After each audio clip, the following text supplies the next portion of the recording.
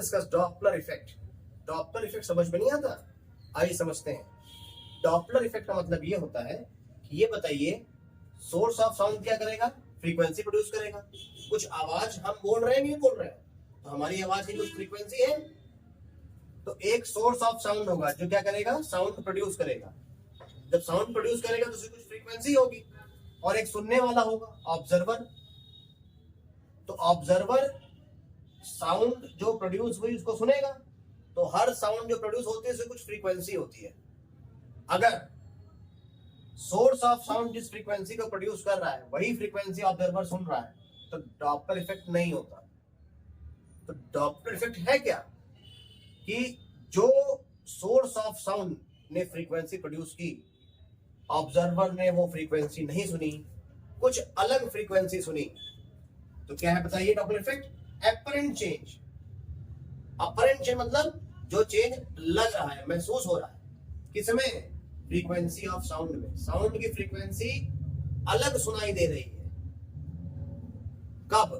जब relative motion होता है। किसके किसके बीच में?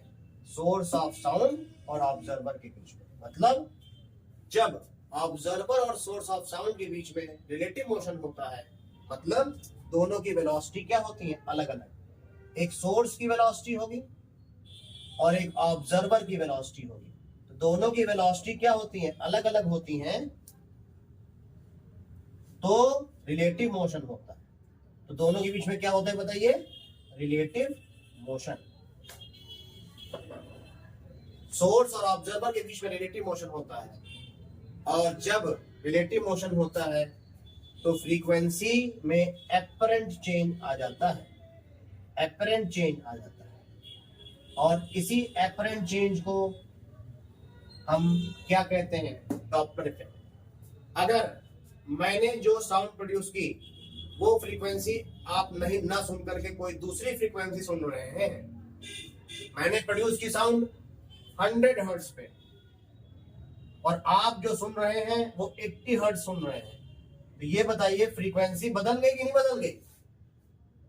तो आप अलग फ्रीक्वेंसी सुन रहे हैं। क्यों सुन रहे हैं? क्योंकि हमारे और आपके बीच में क्या है? रिलेटिव मोशन है। इसी को क्या बोलते हैं? Doppler effect. Thank you so much. Like, subscribe. Thank you.